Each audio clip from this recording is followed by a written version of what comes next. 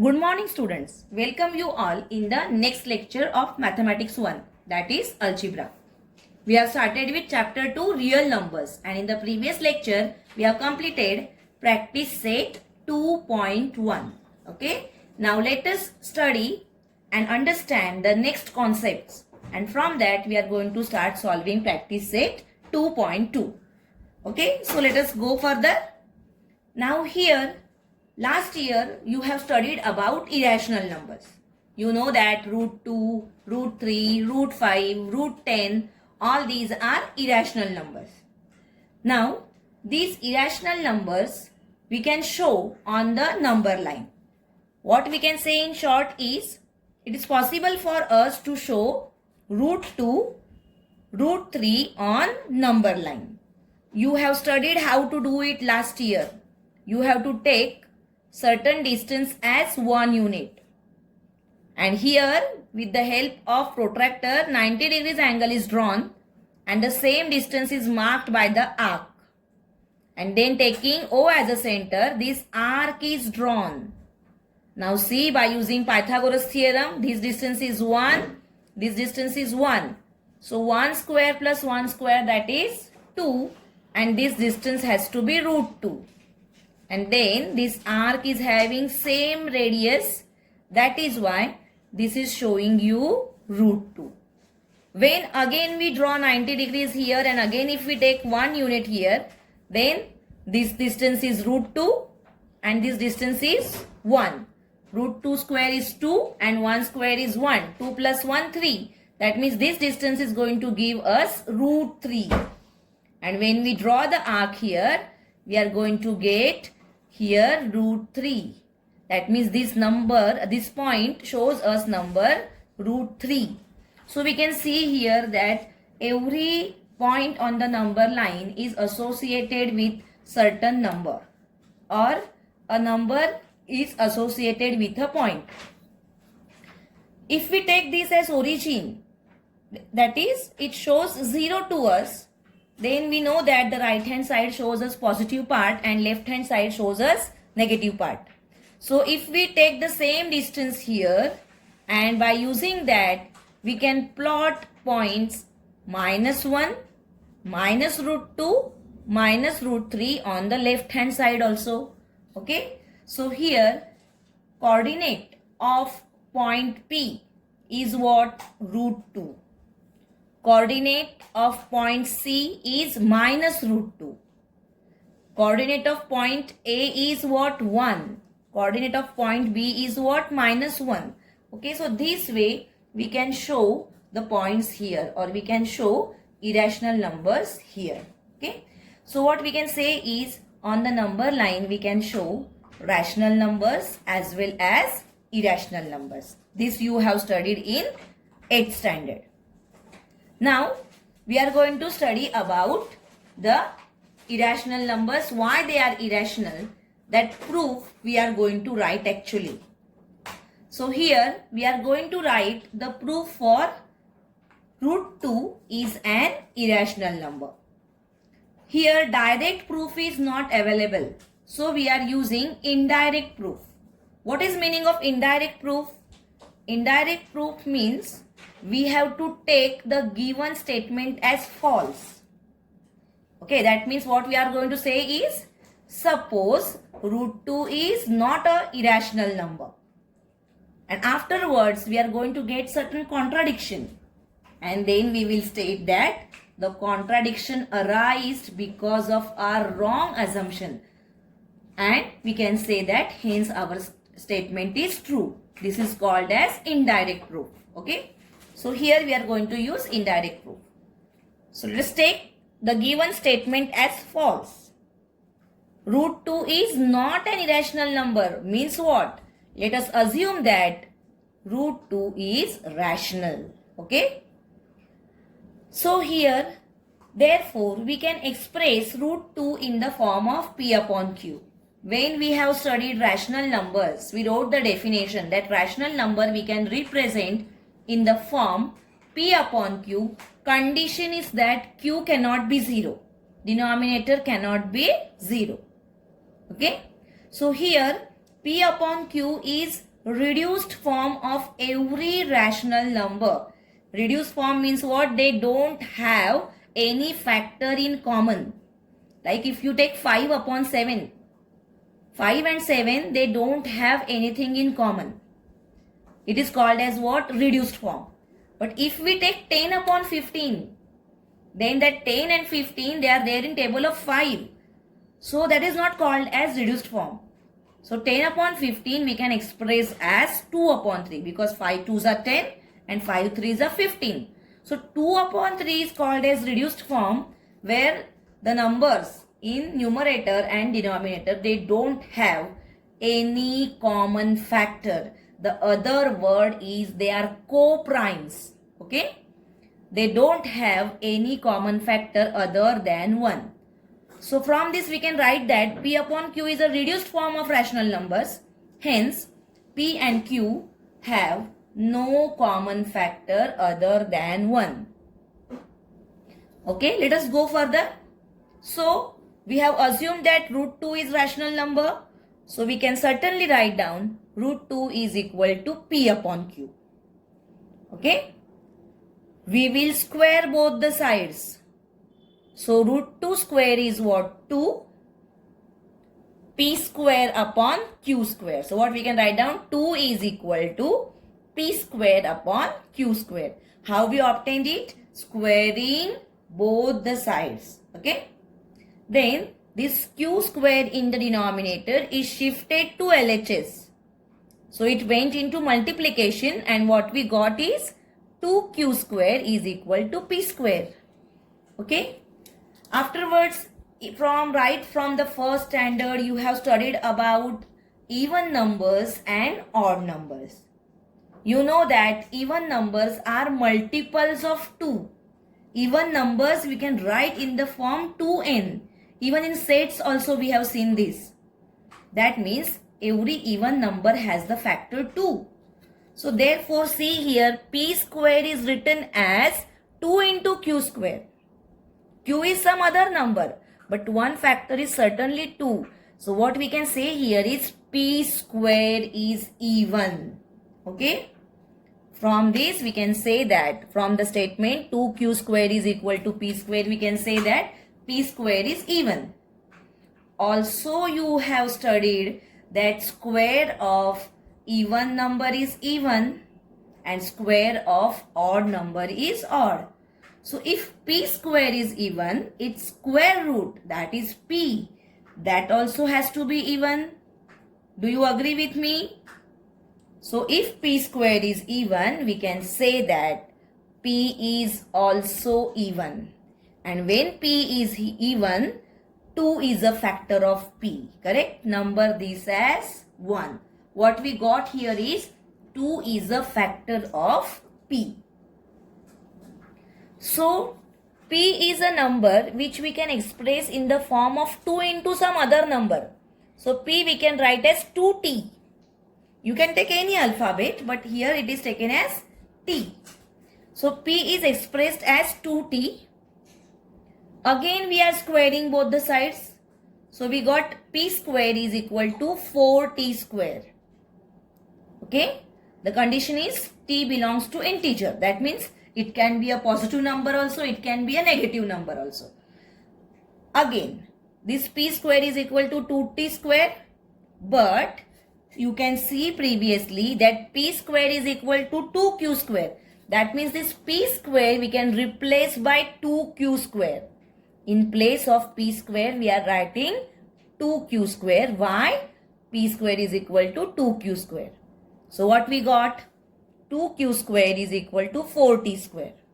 If we divide both the sides by 2 here, we are going to get Q square is equal to 2T square. Okay, as we got for P square is equal to 2Q square, here we got for Q square also. Q square is equal to 2T square.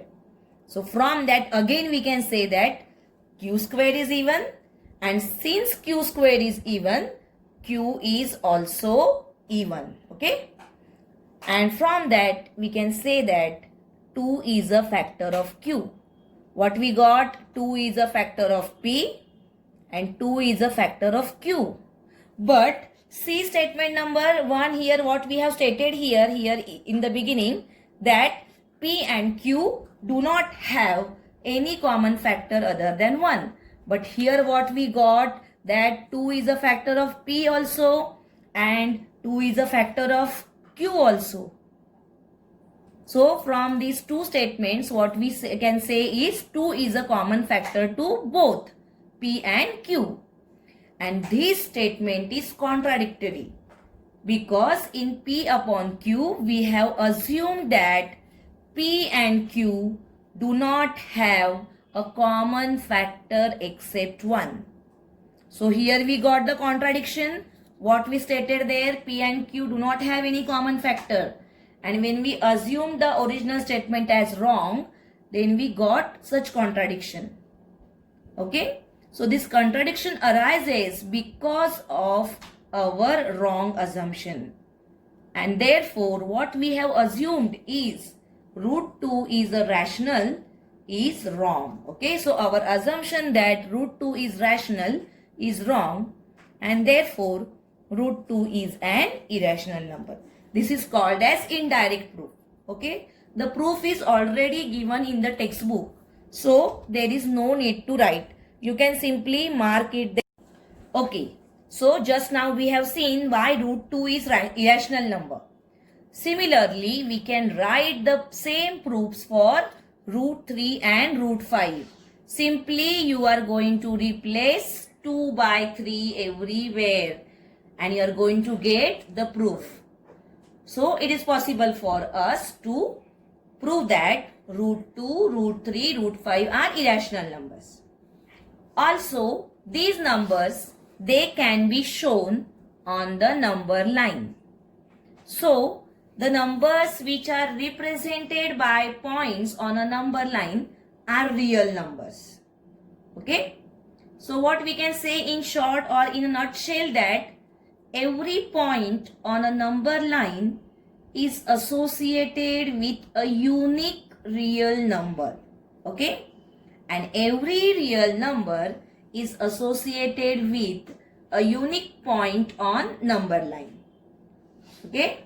So, all of you have studied how to represent rational numbers and irrational numbers on number line. So, what we can say is every rational number lies on number line, and we know that every rational number is a real number. While when I taught you sets, that time we have seen how the subset relationship is there, starting from natural numbers till real numbers. Okay? So, rational numbers are also real numbers. But root 2, root 3, minus root 2, root 10, all these are what? Irrational numbers. They are not rational numbers. They are irrational numbers. And irrational numbers, they also belong to real numbers. Okay? So here what we can say, that every real number may not be rational number. Opposite we cannot go. We cannot go to the flow in the opposite direction. Okay? We can say that every rational number is a real number, but we cannot say that every real number is a rational number. Okay? So, rational number and irrational number, they are totally different sets. They are disjoint sets. You know the concept of disjoint sets. That means what? They have nothing in common. That is why rational numbers are denoted by Q and irrational numbers are denoted by Q dash. That means Q complement. The number which is not rational is called as irrational number, and rational numbers and irrational numbers together, they are called as real numbers. Okay, so always keep in mind that every rational number is a real number, but every real number is not a rational number. You can just see here, root 2 is real number, but root 2 is not a rational number. Okay, so keep this in mind. Let us go further. Now, how to find the square root of 2 and 3 by using division method that we are going to see once again. All of you have studied this in 8th standard if you can recall. The chapter irrational number only starts with the division method to find out the square root. So once again it is revised how to find the square root of 2. You know that here for finding the root in division method you have to make groups of two digits. In normal division we are taking only one digit down. But here we are going to take a set of 2 digits down. That is why here the groups of 2 digits are made. That means the number 2 is written in the form of 2.000. So many zeros we can write here. Innumerable zeros we can write here. You know that. After decimal place we can put innumerable zeros. So the extra zeros are taken. Then you know how to do it. Once again pay attention. Here the very first number is what? 2. So you have to think of a perfect square which is less than 2. So a perfect square less than 2 is what? 1. And 1 is square of what? 1. So that one you are going to write 3 places. Here up 1. On the left hand side 1 and below that also plus 1. So every time we are going to write this number thrice. Whatever number we are getting that we are going to write thrice. That means up also and here on left hand side 2 times by using plus sign. Okay. Now square of that number you are going to write inside. 1 square is 1. So 2 minus 1. What is the answer? 1. Okay. Then in the normal division as I said we are taking only one digit down here or only 1 0 we are writing. But in this division method we have to write 2 zeros. So this group is taken down. So what we got? 100. Now here 1 plus 1 is 2. So in front of 2 you have to write such a number that when you write the same number below its multiplication should be less than 100. Okay. So that number is what? 4. So as I have said, as soon as you get the number, you are going to write it thrice, 3 times. Once up and 2 times here. Okay. So 24 plus 4, answer is 28. And 24 4s are 96. 100 minus 96 is 4. And here we have 28. Once again take the 2 zeros down. Now what you got? 400. So here now you will think of the number in front of 28 so that the multiplication should be less than 400. So you know that 200 2s are 400 and already 28 means 280 is there. So we cannot write 2 here. It's not possible for us to write 2. So we are writing 1. So immediately write down 1 at 3 places. Okay. So written. So 281 into 1 is 281. 400 minus 281. The answer is 119. Again take 2 zeros down. Now again think of a number here which will appear in front of 282 so that the multiplication should be less than 11,900. So see here you have 28. So consider this as 30. That means 3,000. And here we have nearly 12,000. Okay. So 3 4s are 12. This way you can think that here 4 is going to appear. So write 4 at 3 places immediately. Up and here both the places. Okay. So when you add you are going to get 2,828. And multiplication of these two. 4 4s are 16. 1 carried. 4 2s are 8 plus 1 9. 4 8s are 32. 3 carried. And 4 2s are 8 plus 3 11. Correct? So 11,296. Go for subtraction. What you are going to get here? 604. Again take 2 zeros. Now think of a number here. As I have said, when you are going to put 1 0, here is nearly going to become 30,000. And here we have 60,000. That means the number more than 2 cannot appear. So number 2 is written here. Okay. And similarly, the multiplication is done and it is solved. You know that since root 2 is an irrational number, this is non-terminating type division. Okay. So this is going to happen again and again. Okay. So we got it like this, that value of root 2 is equal to 1.41421 and so on. Okay. So similarly, you can observe for root 3. Try to understand this method. You have already used in 9th standard. This was just a revision for you. Okay. So from this what we can say is the division of the irrational number is non-terminating type, non-recurring type. We are not going to get recurring also here. So it is non-terminating, non-recurring. And such numbers we call them as irrational numbers. Okay. So the next thing is what? Always we say that number pi is an irrational number. Again and again we say that number pi is irrational number. But when we solve the problems, for example, when we find the area of circle, we take the value of pi as 22 upon 7 or 3.14. These values are not irrational. If you divide 22 by 7, you are going to get the division that is recurring type. Okay. So 22 upon 7 is the approximate value of pi we have taken for our convenience. But actually the value of number pi is non-terminating one and therefore the number pi is irrational number. So here one activity is shown to you that you can do by yourself at home. What you have to do is you draw 3-4 circles of different radii on the cardboard, or they have provided you with the radii also.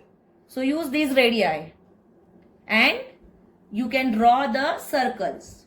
Then you can take the thread and you can measure its circumference. You know the circular length is called as what? Circumference.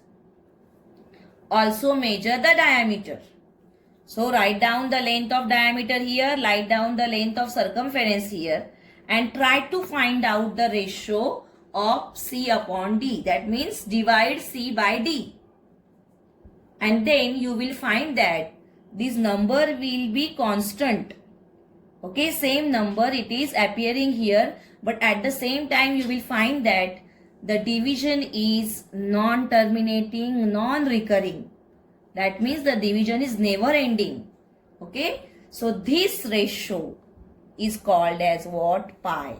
What is number pi? Number pi is the ratio of circumference of the circle to its diameter. Okay. So if somebody asks you what is pi, you should give the answer that pi is the ratio of the circumference of circle to its diameter.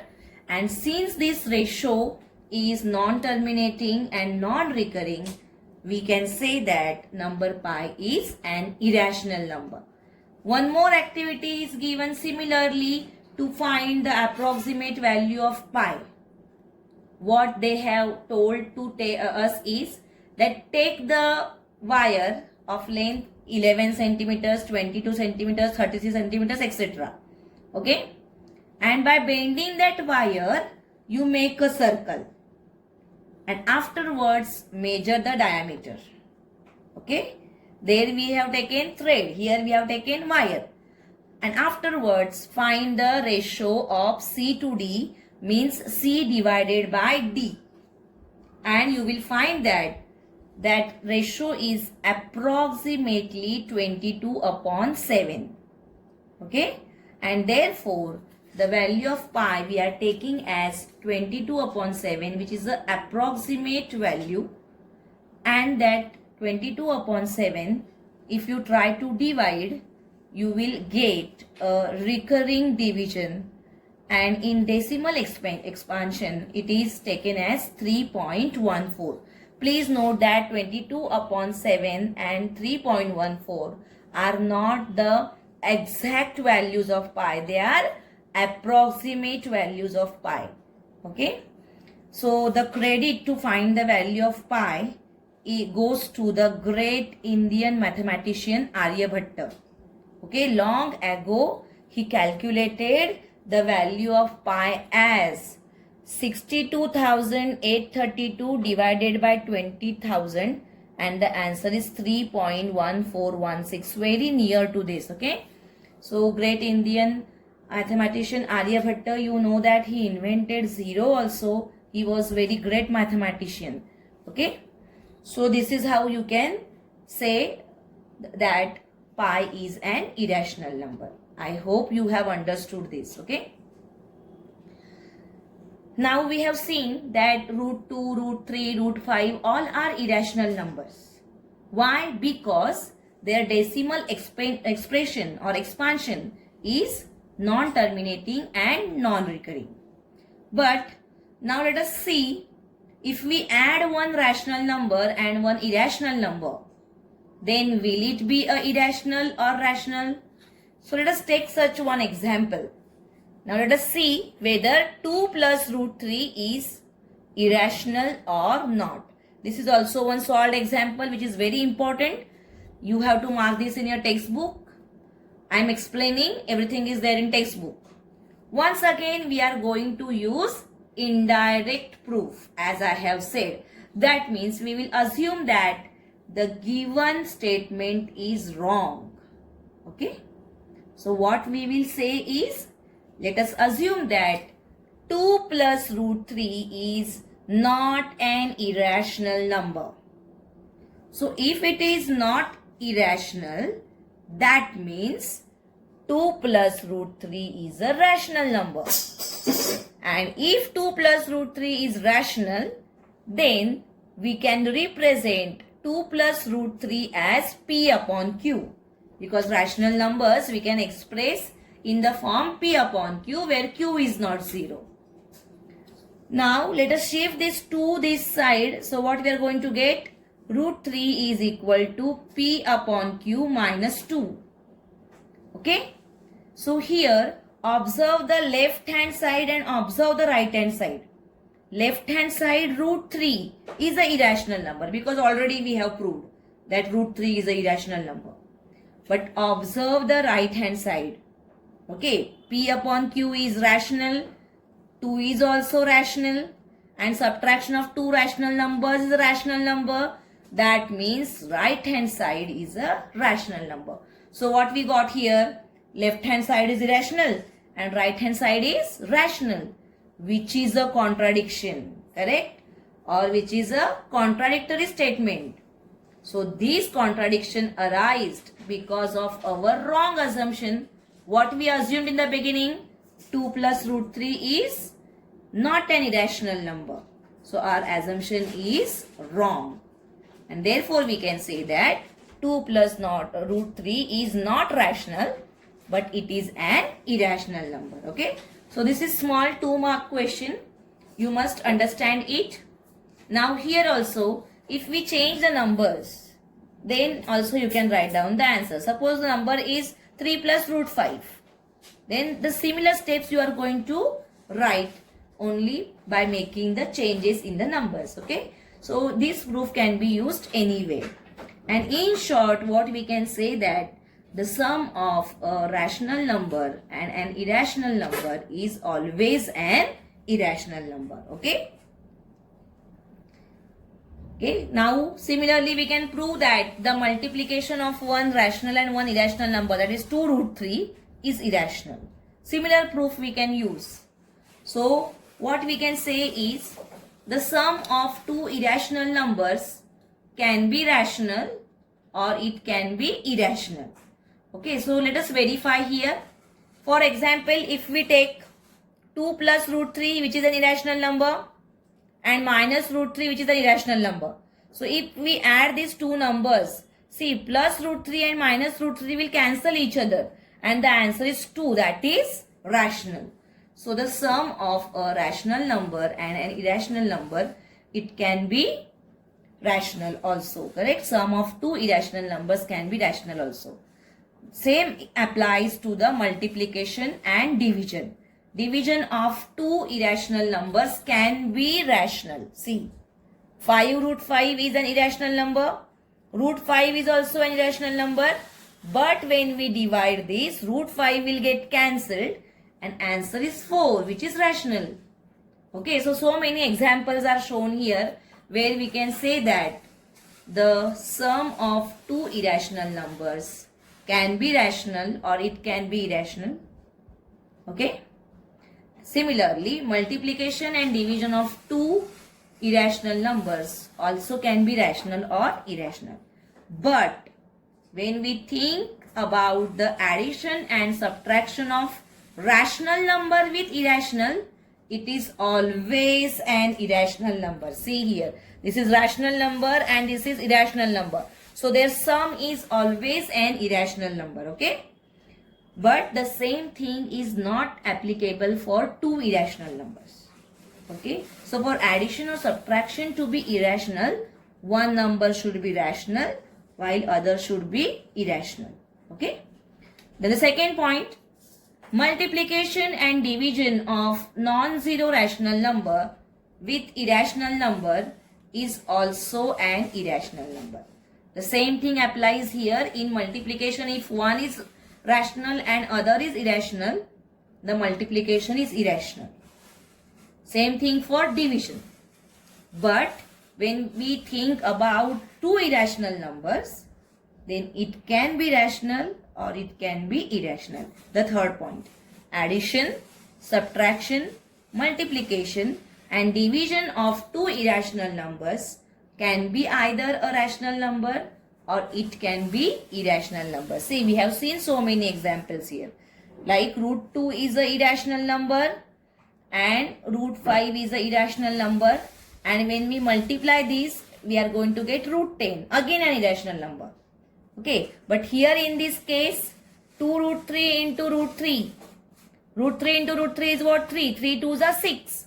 So in this case, the multiplication is rational and in this case, the multiplication is irrational.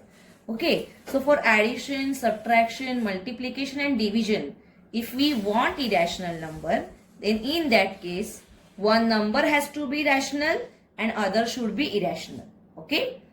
If both are irrational, then it can be rational or it can be irrational. Okay. I hope you have understood these points. So students, today we will stop here. In the next lecture, we will learn the properties of order relation on real numbers and some more concepts we will see, and then we will start solving practice set 2.2. Till that time, whatever I have taught totally from textbook, everything is available in textbook. Please do read it. Please do go through it. Try to write, because both the proofs which I have discussed today, they are very, very important for the exam purpose. So I hope you will do it. So students, thank you.